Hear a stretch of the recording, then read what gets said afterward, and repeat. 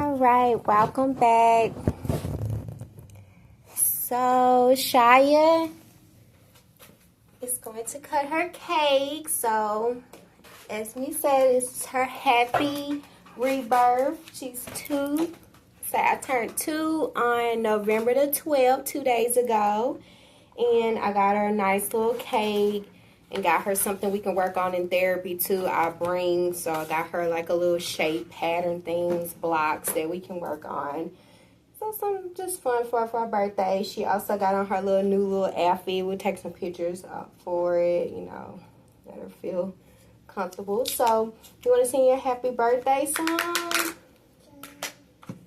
Okay. She's ready to just chime in on her ice cream right now. So my man rich, but I make it do. I make sure we have those good moments together on our favorite rebirth days. So really, like I said, I like Christmas, Halloween, and birthdays. It's kind of something I do. Everything else I don't really do. So I try to make sure they have a good birthday, a good Christmas, and sometimes Halloween. Like I said, I don't participate in the pagan traditions of it, but just like having like dress up, fun activities, like entertainment. Christmas is more centered around, like I said, my first daughter symbolization, the Virgo, her sister, her coming into the world. Although the negative part was the fall, the positive part is like I got a firstborn daughter. I talk to her too and still communicate with her. And my empathy get to show a little bit more better with her. I like the fact that, she's having a good time, I guess, with her grandparents. Shout out to y'all. So I know y'all couldn't physically be here for her birthday, but you can share in this moment with us in the network. So let's say, happy birthday to you. Happy birthday, dear Shia. Happy birthday to you. Joyful Dwali, joyful Dwali. Okay? It's okay to love sometimes. Love sometimes. Love sometimes. Okay, it's okay to be in relationships and married for love. Yes, we know that doesn't just keep a foundation going forever, but unfortunately it is the foundation of all our hearts, which her rebirth for me in my holiday is just centered around being birthed from love, letting our light show more than our darkness, allowing God word in our heart, and just celebrating that we get a new day, a new rebirth to have a new covenant. So through the death of Christianity, Hindu was born. So through the death of the old covenant father, made way for my new fathers to exist, and for to life to have continued with my mother. So that's the story of how the 3 heads become one and why I had to symbolize it in a truth. So she just represents, like I said, my 7th trumpet, kind of these years. Also the allegory with the Scorpio. Basically, I went out my covenant one time in my whole existence, basically. And I formed another seed as well. But I also have my original kids that I'm still birthing. So I'm very faithful, but there is things that happened a time before that I guess some of the nations had to come in through me. But, I would just, like I said, repair it in and make it right. So for me, my husband, Crystals, he represents the new Adam for me. So he's the recent ancestor, turned me a lot more blacker. But he represents like my newness too. Like I said, the rise of a new Adam of my old father. So basically, when you look at me, you look at the death of the first Adam, which was my father, which was Jesus, right? And then you also get to see the mother in me, because I'm still the original woman in a sense, cut from her. But then you also, like I said, you see the new daughter through me. So it's kind of like I'm all that in one place. So that's what it represents for us. Of course, I'm not going to give y'all all my wisdom because I have to be wise among serpents, right? And harmless as a dove. I love. So, I've always kept my love through all the unfortunate things. And like I said, I would never abandon my children or leave my daughters. But again, in the beginning, it was a war with the daughters. Like I said, in the beginning, she had 2 daughters. In the end, I'm going to have 2 daughters.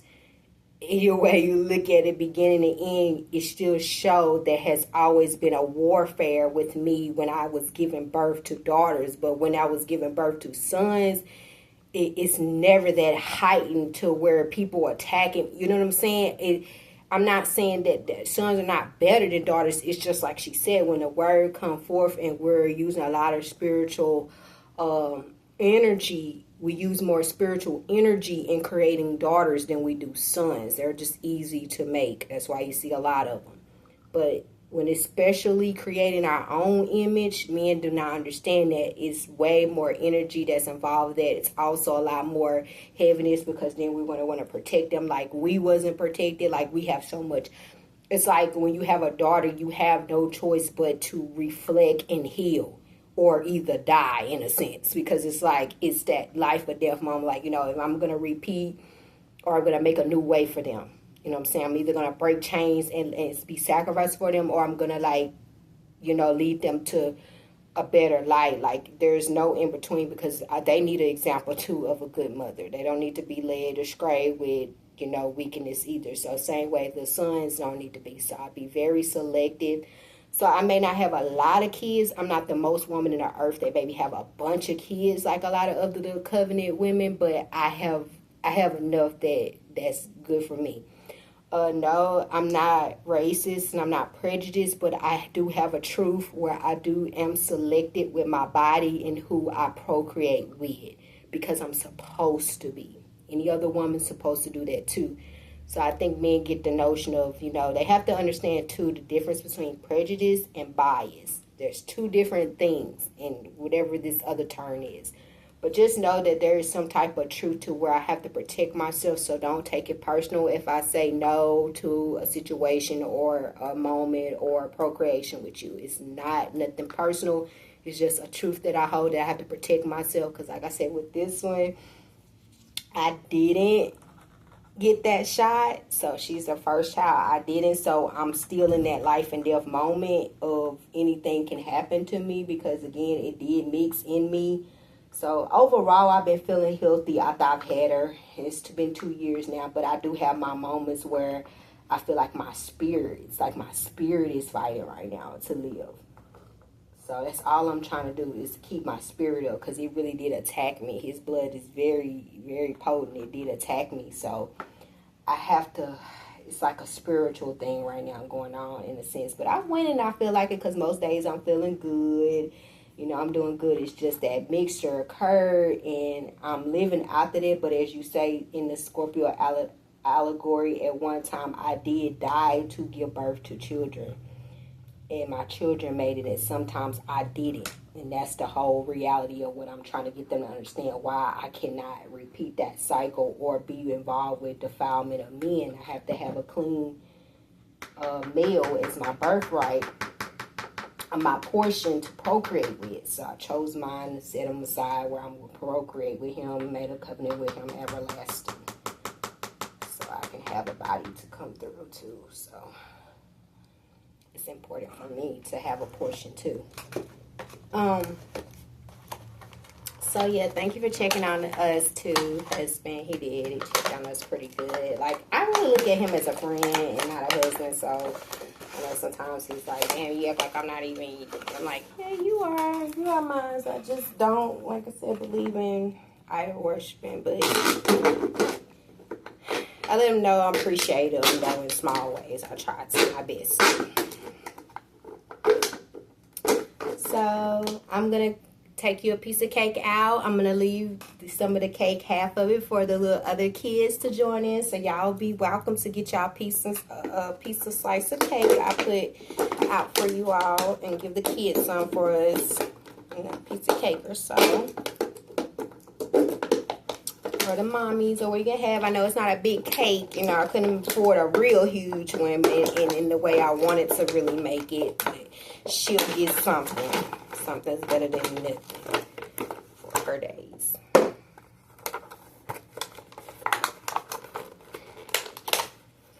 But I thank y'all for celebrating this Dwali with us and allowing us to have this eternal salvation. And I'm just glad that we did the right thing and that God has blessed us with having this moment. And I always grieving back and forth because, again, like you said, this process is very difficult on a mother. You know, if I don't lose, like, it's not that I'm scared or nobody's going to do anything to me. It's just the grieving, the spiritual part of, it's like a silent death, but it's also a newly small happiness and joyful that I did get her here, and she got here safe, and she's, you know what I'm saying? So I know, if anything, I can rest knowing, okay, she got here, she's on earth, I did my part. But I do want to live to raise her and take care of her. Don't get that understood. And I feel like God is going to bless me with that. But it's just a process of having to rebirth her through the wilderness, through life. You know, she's my only child that I was already married to, in a covenant with. So we're already married. And I was 30 years old. I wasn't 17 like I was with my firstborn son. Well, 18. I had him 3 days before I turned 18. So we'll just say 18. It's totally different having my firstborn at 18 than having my last child. And she's a girl at 30 years old. That's totally different. So everything aligned to, like, the right moment. And then she happened to come looking like me. Because at first, I gave her my name. I had already told him when I was pregnant. I was like, yeah, I'm going to give her Shai, part of my name. And she was like, since I let him name Shakaya, so Ahaya is in Shakaya. So since he got the name, our firstborn daughter, you know, he got to name her, and he was just so into, because it was his first child, right? So, you know, he's like, oh yeah, you know, he was all hyped for Chicago. Yeah, they all was attacking me. Yeah, y'all thought y'all was sort of get rid of the mama and just had Chicago forever, huh? Everybody just loved her. But anyway, so God had another plan though, because I had to live to birth my seed, my truth. Because God promises, right, in the word of God. God promised me a seed, right? So I had already was going to give her my name and everything, even if she looked like me now. So I was like, I'm going to give her Shai, a part of me, and then Yah, which Yah is my portion. So Shai, so my portion, mother's seed. Took me a minute, but yeah, I got her here. She got here. So... But it was all fine and dandy when I gave birth to man. See, as soon as I come with this daughter, now everybody want to have something to say. Now people want to be like, oh, now they want to act. No, it was because I wasn't even supposed to live after having the first child. But I did.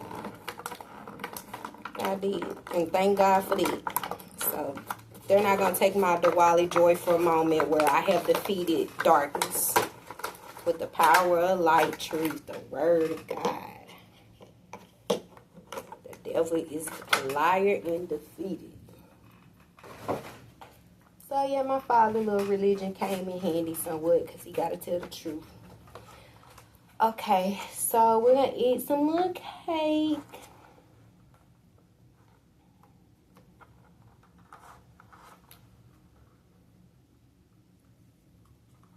She's tearing it up. I'm going to set you some cake aside, baby, to bring home. Alright, so we're going to eat our little cake, and then the next session is going to be our 40 to 45 minutes where we're going to do our log activity, a worksheet, which we're going to do a questionnaire, answer some questions, and then we're going to finish reading the pre-K book, and we're going to redo the book of Recycle.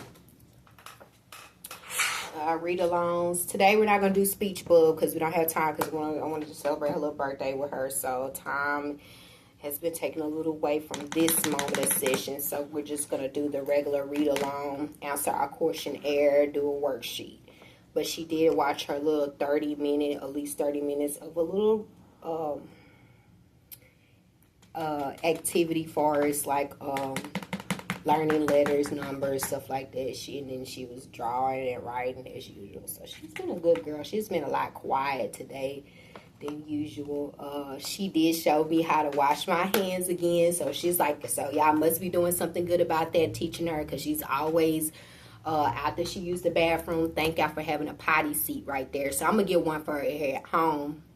But yeah, start off with the one on the seat first, because I like the one where she can just get the full experience and not just really sitting on a little potty. And that one, you don't really have to change, because as they get bigger, you know, you can just put them on the potty. So that one's better to start off with. It's just a toilet hole lid, and just put it on the toilet and just let them sit on there. So that's how I started my son off too, or tried to. But unfortunately, like I said, our firstborn daughter is like my mom's seed. She might as well should have had her at 60-some years old, but she couldn't bear no child at that age. So of course, I could as a young woman. So it made me feel like I was a surrogate for my mom. Because remember what Fallen Adam in Harley says, see me, I would never be childish. Yeah, because you're taking your daughter's kids. My mother had 7 kids, so you already knew she was a woman that liked children or have to have children. So she just, something about children, she just liked to keep children around her, have children. It's just her. So, everybody thought my mom was a witch. She ain't a witch. But, yeah, so she just strange a little bit. But anyway, yeah, she just like to have kids. Like, she just always been like that. So basically that's the story. So it's not like I really got to see, or I did not potty train Shakaya. Like I said, she was in her care since 14 months and she's 6. So, but the opposite happened with Shia. Shia only knows me. She's been with her mama and daddy since day one, conception to now. She has never known nobody else but mommy, daddy, and the few people she's been with these past 7-8 months. So she's her whole entire life has been with mommy, knowing mommy, and wasn't taken away in those ways with family. So she doesn't know none of that. I'm glad about that. That's better. But yeah, so I can't really say how it was or what my mother had to go through to get Shakaya, but I think she said she was at 3 or 4, like 3 or something. She was potty trained. So that was good.